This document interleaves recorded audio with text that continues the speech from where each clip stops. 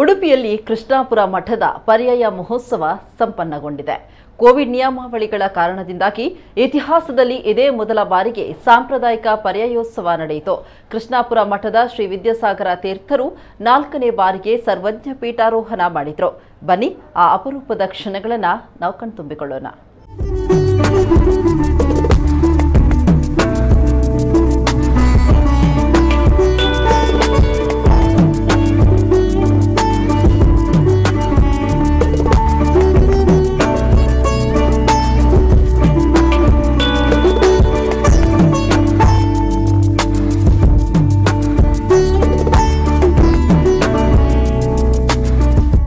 ಉಡುಪಿಯ ಅಷ್ಟಮಠಗಳ ಪಾಲಿಗೆ ಅತಿ ದೊಡ್ಡ ಹಬ್ಬವೆಂದರೆ ಪರ್ಯಾಯೋತ್ಸವ. ಶ್ರೀಕೃಷ್ಣ ದೇವರ ಪೂಜೆಯ ಅಧಿಕಾರವನ್ನ ಒಂದು ಮಠದವರು ಇನ್ನೊಂದು ಮಠಕ್ಕೆ ಹಸ್ತಾಂತರಿಸುವ ಮಹೋತ್ಸವ. ಇದೀಗ ಅದಮಾರು ಮಠದ ಈಶಪ್ರಿಯ ತೀರ್ಥ ಶ್ರೀಪಾದರು ತಮ್ಮ ಪರ್ಯಾಯವನ್ನ ಪೂರೈಸಿದ್ದಾರೆ. ಕೃಷ್ಣಾಪುರ ಮಠದ ಶ್ರೀ ವಿದ್ಯಾಸಾಗರ ತೀರ್ಥರು 4ನೇ ಬಾರಿಗೆ ಸರ್ವಜ್ಞ ಪೀಠಾರೋಹಣ ಮಾಡಿದ್ದಾರೆ. ಹೌದು, ರಾಜ್ಯದಾದ್ಯಂತ ಮಾತ್ರವಲ್ಲ, ಉಡುಪಿ ಜಿಲ್ಲೆಯಲ್ಲಿ ಕೂಡ ಕೋವಿಡ್ ಪ್ರಕರಣಗಳ ಸಂಖ್ಯೆ ದಿನೇ ದಿನೇ ಹೆಚ್ಚುತ್ತಿದೆ. ಉಡುಪಿಯ ಪರ್ಯಾಯ ಮಹೋತ್ಸವ ಅಂದ್ರೆ ಲಕ್ಷಾಂತರ ಜನ ಪ್ರವಾಸಿಗರು ಸ್ಥಳೀಯರು ಭಾಗವಹಿಸುವ ಸಂಪ್ರದಾಯ ಇದೆ. ಆದ್ರೆ ಈ ಬಾರಿ ಸಾಂಪ್ರದಾಯಿಕ ರೀತಿಯಲ್ಲಿ ಮಾತ್ರ ಆಚರಣೆ ನಡೆಸುವಂತೆ ಜಿಲ್ಲಾಡಳಿತ ಹೇಳಿತ್ತು. ಹಾಗಾಗಿ ಪ್ರತಿ ವರ್ಷದಂತೆ ಈ ಬಾರಿಯ ಪರ್ಯಾಯ ಮಹೋತ್ಸವದಲ್ಲಿ ಯಾವುದೇ ಅದ್ದೂರಿತನ ಇರಲಿಲ್ಲ. ಕೆಲವೇ ಸಾವಿರ ಜನರು ನಿಂತು ಮೆರವಣಿಗೆ ನೋಡುವುದಕ್ಕೆ ಮಾತ್ರ ಅವಕಾಶ ಸಿಕ್ಕಿತ್ತು. ರಾತ್ರಿಯೆಲ್ಲ ಸಾಂಸ್ಕೃತಿಕ ಕಾರ್ಯಕ್ರಮಗಳು ರದ್ದಾಗಿದ್ವು. ಪರ್ಯಾಯ ಮಹೋತ್ಸವದ ಮೆರವಣಿಗೆಯಲ್ಲಿ ಟ್ಯಾಬ್ಲೋಗಳ ಸಂಖ್ಯೆಯನ್ನ ಇಳಿಸಲಾಗಿತ್ತು. ಕಲಾತಂಡಗಳ ಪ್ರದರ್ಶನಕ್ಕೆ ಅವಕಾಶ ಇರಲಿಲ್ಲ. ಹೇಳಿ ಕೇಳಿ ಕೃಷ್ಣಾಪುರ ಮಠದ ವಿದ್ಯಾಸಾಗರ ತೀರ್ಥರು ಸಂಪ್ರದಾಯ ಪ್ರಿಯರು. ಸರ್ಕಾರದ ಕಾನೂನು ಮತ್ತು ಶ್ರೀಪಾದರ ಇಚ್ಛೆಯಂತೆ ಅತ್ಯಂತ ಸರಳವಾದ ಪರ್ಯಾಯ ಮಹೋತ್ಸವಕ್ಕೆ ಇದೇ ಮೊದಲ ಬಾರಿಗೆ ಉಡುಪಿ ಸಾಕ್ಷಿಯಾಯಿತು.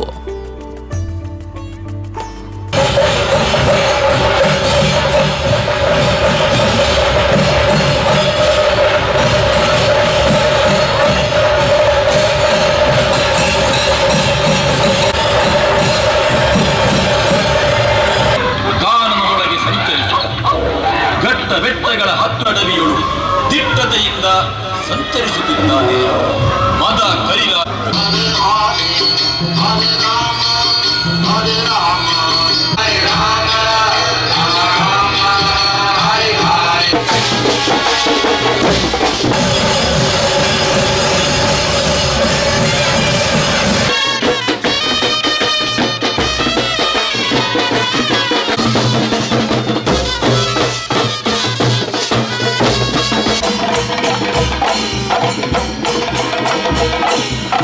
ಕೃಷ್ಣನ ಸನ್ನಿಧಾನದಲ್ಲಿ ಯಾವ ಕೊರತೆನೂ ಇರುವುದಿಲ್ಲ.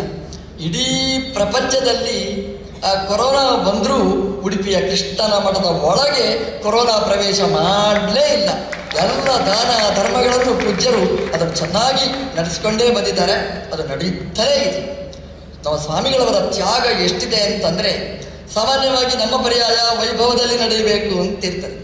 ನಮ್ಮ ಪರ್ಯಾಯಕ್ಕೆ ಎಲ್ಲ ವ್ಯವಸ್ಥೆಗಳನ್ನು ಮಾಡಿಕೊಡಿ ಅಂತ ಪೂಜ್ಯರ ಘೋಷಣೆ ಏನಿತ್ತು ಅಂತಂದರೆ, ನಮ್ಮ ಪರ್ಯಾಯ ವೈಭವ ಆಗುವುದು ಮುಖ್ಯ ಅಲ್ಲ, ಕೃಷ್ಣ ಮೆಚ್ಚುವ ರೀತಿಯಲ್ಲಿ, ಆಚಾರ್ಯರು ವಾದಿರಾಜರು ಪ್ರೀತಿ ಪಡುವ ರೀತಿಯಲ್ಲಿ ನಮ್ಮ ಪರ್ಯಾಯ ಆಗಬೇಕು. ಆದರೆ ಜನರಿಗೆ ತೊಂದರೆ ಆಗಬಾರದು.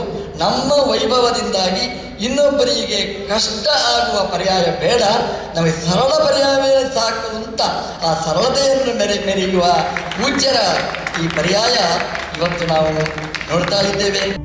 3:30ಕ್ಕೆ ದಂಡತೀರ್ಥದಲ್ಲಿ ಪುಣ್ಯ ಸ್ನಾನವನ್ನ ಕೈಗೊಂಡು ಬಂದ ಕೃಷ್ಣಾಪುರ ಶ್ರೀಗಳು ಜೋಡುಕಟ್ಟೆಗೆ ಆಗಮಿಸಿದ್ರು. ಅಲ್ಲಿ ಹಾಜರಿದ್ದ ಅಷ್ಟ ಮಠಾಧೀಶರ ಜೊತೆಗೆ ಪಟ್ಟದ ದೇವರಿಗೆ ಪೂಜೆಯನ್ನ ಸಲ್ಲಿಸಿದ್ರು. ನಂತರ ಅಷ್ಟ ಮಠಾಧೀಶರ ಪಲ್ಲಕ್ಕಿ ಮೆರವಣಿಗೆ ನಡೆಯಿತು.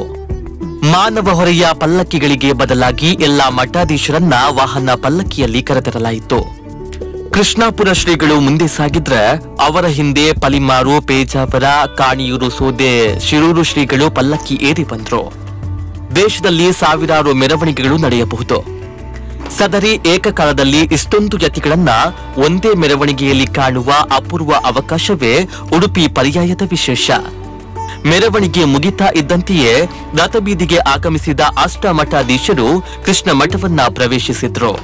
ಶುಭ ಮುಹೂರ್ತದಲ್ಲಿ ಅದಮಾರು ಶ್ರೀಗಳು ಕೃಷ್ಣಾಪುರ ಸ್ವಾಮೀಜಿಗೆ ಅಧಿಕಾರವನ್ನ ಹಸ್ತಾಂತರ ಮಾಡಿದ್ರು.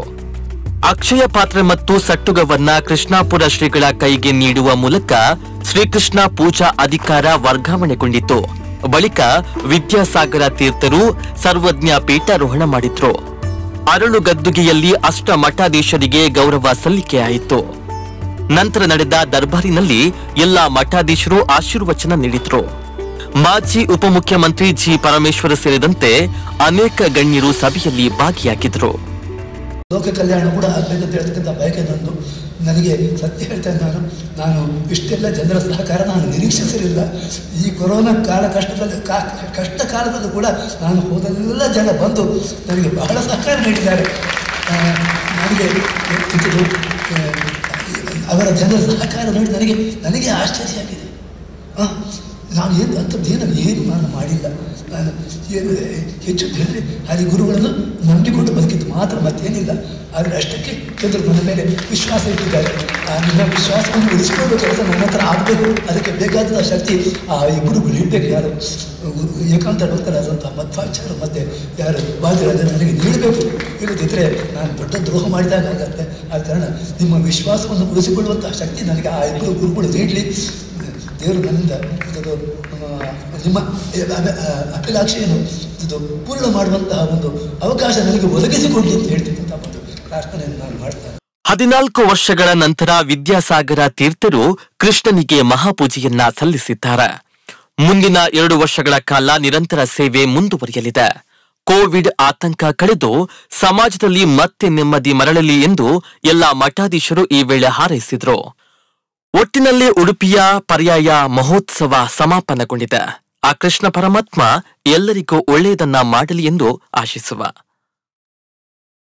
ಪ್ರಮೋದ್ ಸುವರ್ಣ ಕಟ್ಪಾಡಿ, ನಮ್ಮ ಕುಡ್ಲ ನ್ಯೂಸ್ 24x7 ಉಡುಪಿ.